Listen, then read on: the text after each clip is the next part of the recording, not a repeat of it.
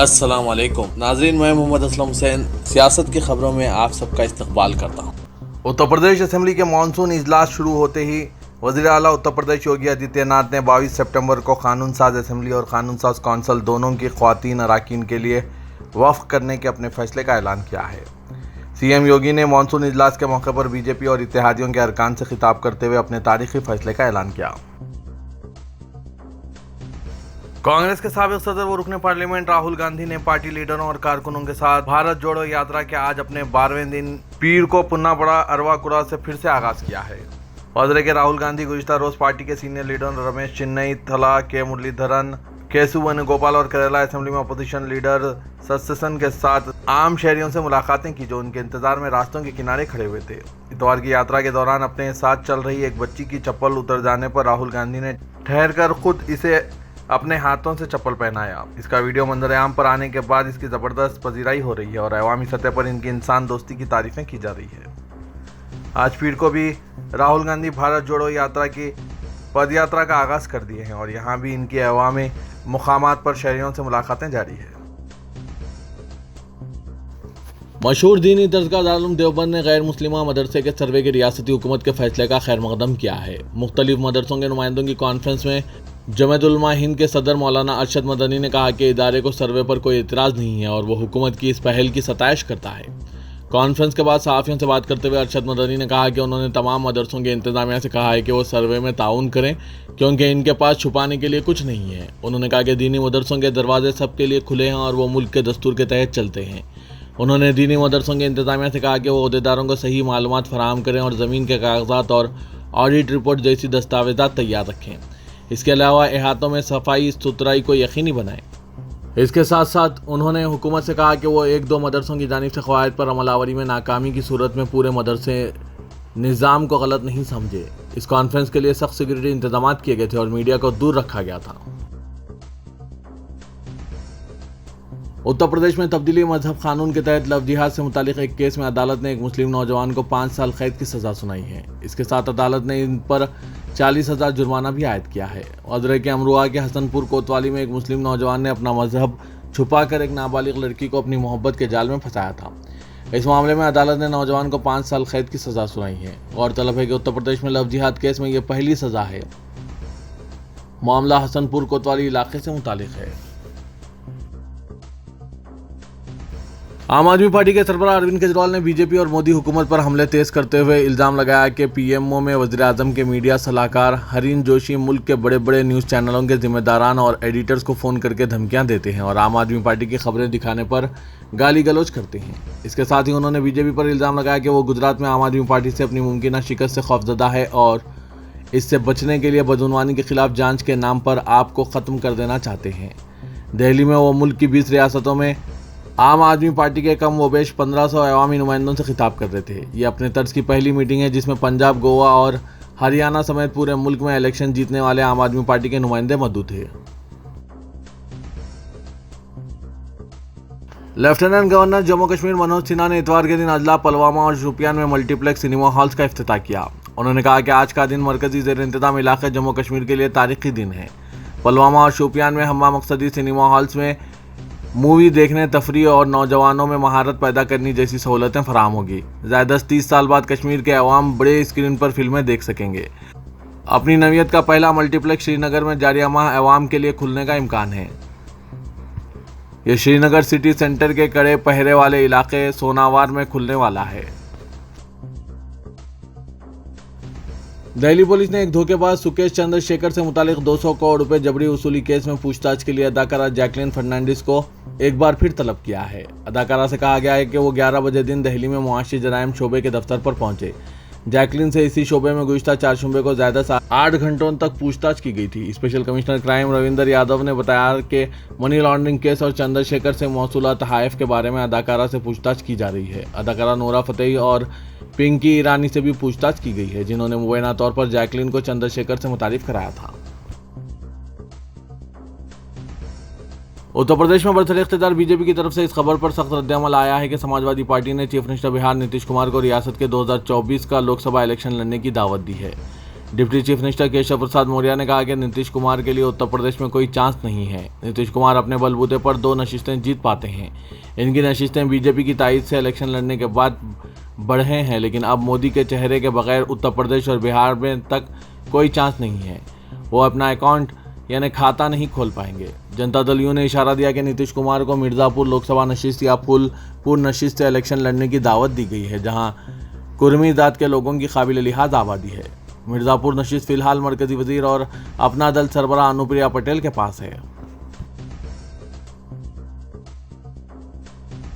Asia cup में Hindustan Pakistan match के सबब बरतानवी शहर लेसिस्टर में पैदा हुए कशीदगी में अचानक इजाफा हो गया और फसाद जैसी सूरत हाल पैदा होने के बाद बरतानवी पुलिस ने अवाम से तहमुल की अपील की है। इत्तलात के मुताबिक यहाँ मुस्लिम अक्सरियती मोहल्ले में भगवा अनासिर की जानिब से निकाली गई रैली और इसमें इश्तियालंगेज नारेबाजी के बाद नुक्स अमन का संगीन खतरा पैदा हो गया है।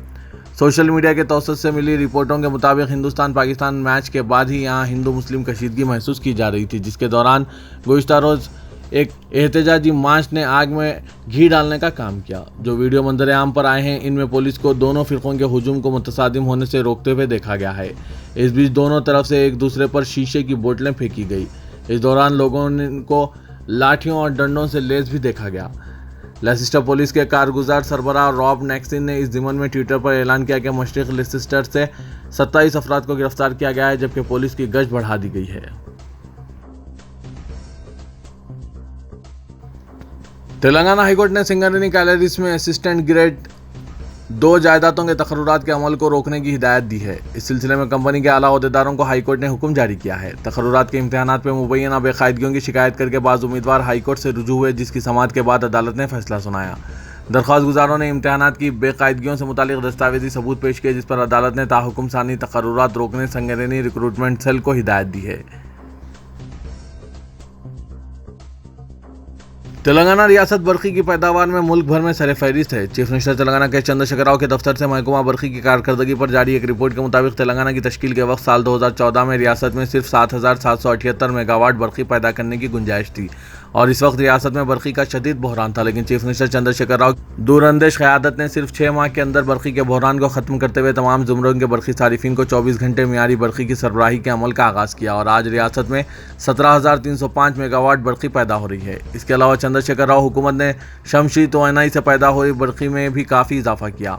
8 साल कबल तेलंगाना की तश्कील के वक्त रियासत में शमशी तोयनाई से 74 मेगावाट बरखी पैदा होती थी, लेकिन आज 4,478 मेगावाट बरखी शमसी तोयनाई से पैदा की जा रही है। बीजेपी का मलून रुकने असेंबली राजा सिंह की अहलिया उषाबाई ने गवर्नर तमिलिसाई सौंदरराजन से मुलाकात करते हुए इनके शौहर के खिलाफ लगाए गए पीडीए एक्ट को मनसूख करते हुए इनकी रिहाई को यकीनी बनाने की दरख्वास्त की। इस सिलसिले में उषाबाई ने गवर्नर को एक तहरीरी याददाश्त भी हवाले की। अपनी याददाश्त में उषाबाई ने कहा कि टीआरएस हुकूमत एक तबके को खुश करने के लिए इनके शौहर के खिलाफ पीडीए एक्ट लगाते हुए इन्हें जेल भेज दिया है। इनके शौहर हर वक्त टीआरएस हुकूमत की पॉलिसियों के खिलाफ आवाज़ उठाते थे, जिस पर हुकूमत ने इनके खिलाफ गलत मुकदमात दर्ज करवाया और इन्हें जेल भेज दिया। फिलवक्त वो इनके शौहर की रिहाई के लिए कानूनी जद्दोजहद भी कर रही हैं। उन्होंने इल्ज़ाम लगाया कि पुलिस ने इनके शौहर के खिलाफ जो इल्ज़ामात आयद किए थे वो इसे साबित नहीं कर पाए। उषाबाई ने कहा कि इनके शौहर के बयानात पर पुलिस झूठे मुकदमात दर्ज कर रही है, जबकि इसी तरह के बयानात देने वाले दीगर कायदीन के खिलाफ पुलिस कोई कार्रवाई नहीं कर रही है। उन्होंने गवर्नर से ख्वाहिश की कि वो इस मामले में मुदाखलत करें। पुराने शहर हैदराबाद के काली खबर मुहाजिरीन कैंप में कदीम इमारत की छत का एक हिस्सा अचानक मुनहदिम हो गया। इस हादसे में कोई जख्मी नहीं हुआ। 2 मंजिला इमारत में 2 खानदान मुकीम हैं। बारिश की वजह से छत खराब हो गई थी। पड़ोसी माली के मकान से मुसलसिल इसरार कर रहे थे कि छत की मरम्मत की जाए। पुलिस और मुगलपुरा फायर सर्विस ने पहली और दूसरी मंजिल से 12 अफराद को बचा लिया। जीएचएमसी की डिजास्टर रिस्पांस फोर्स का अमला भी वहां पहुंच गया और इस अमले ने भी इमारत का जायजा लिया। एहतियाती तौर पर मकान का तख्लिया कर दिया गया है। बल्दिया की जानिब से मालिक मकान को नोटिस भी दी गई है। पड़ोसियों ने मुतालबा किया है कि इस मकान की फौरी मरम्मत की जाए या इसको मुकम्मल तौर पर मुनहदिम किया जाए, क्योंकि अगबी हिस्से में जो मकानात हैं इनको खतरा लाहक है। रुकने पार्लियामेंट हैदराबाद असदुद्दीन अवैसी ने कहा है कि वज़ीर-ए-आज़म नरेंद्र मोदी जो 56 इंच का सीना रखते हैं, लेकिन वो चीन के रूबरू क्यों मुकम्मल घुटने टेक चुके हैं। असदुद्दीन अवैसी लद्दाख के चोसुल इलाके के मुकामी काउंसलर की जानिब से चीनी अफवाज के पीछे हटने के बावजूद लद्दाख के रहने वालों को मुश्किलात के बारे में बयान पर अपने सिलसिलेवार ट्वीट्स में इन ख्यालात का इजहार किया। ओवैसी ने कहा कि हुकूमत ने चीन के कब्जे के बारे में हमने जो इजहार ख्याल किया, इस सिलसिले में ना पार्लियामेंट में हमारी कोई बात सुनी और ना पार्लियामेंट के बाहर हमने जो कुछ कहा इस पर तवज्जो दी। अब जब लद्दाख के मुकामी काउंसलर जब इजहार ख्याल कर रहे हैं तो इससे ये बात सामने आ रही है कि चीन के अफवाज के पीछे हटने की इत्तलात के बावजूद मुकामी आबादी को जो मुश्किलात पेश आ रही है, इन्हें अपने जानवरों को चढ़ाने का हक तक नहीं दिया जा रहा है। इससे जाहिर होता है कि ताज़ा मौसूला इत्तलात के बावजूद हिंदुस्तान को नुकसान हो रहा है और मुकामी अफराद को दुश्वारियाँ पेश आ रही है।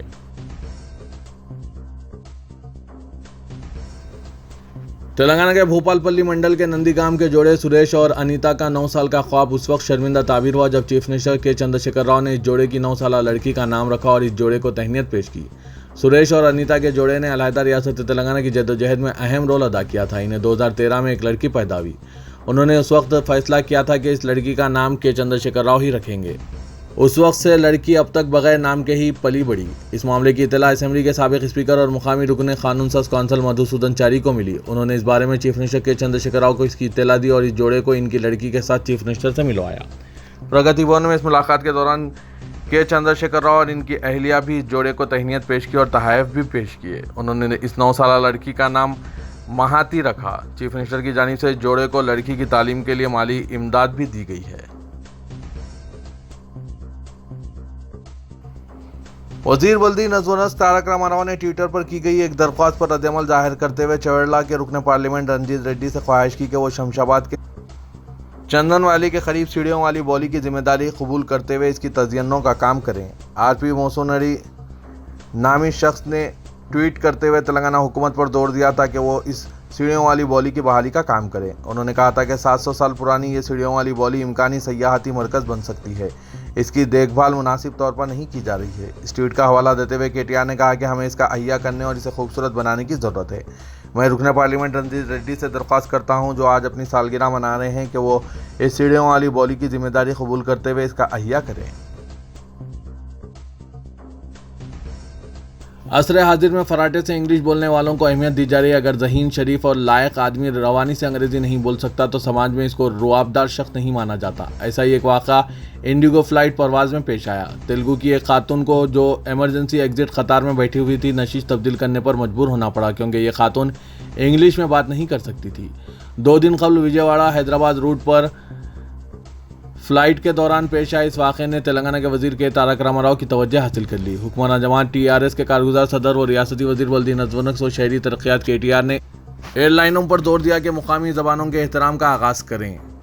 रियासती वजीर ने ट्वीट करते हुए कहा कि डियर इंडिगो मैनेजमेंट, मेरी आपसे इल्तमास है कि आप मुकामी ज़बानों और मुसाफिरीन जो अंग्रेज़ी या हिंदी में बात नहीं कर सकते, इनका एहतराम शुरू कर दें। मुकामी ज़बान का एहतराम करें। हिंदी को मुसल्लत करने के ख़िलाफ़ मुज़ाहमत और नाराज़गी गैर हिंदी दान अफराद को कोई इंतखाब का मौका दिए बगैर के आया वो हिंदी सीखना चाहिए ये हैं या नहीं। बिलखुसूस जनूबी हिंद में गैर हिंदी आबादी में जज्बाती और बरहमी का नुक्ता है।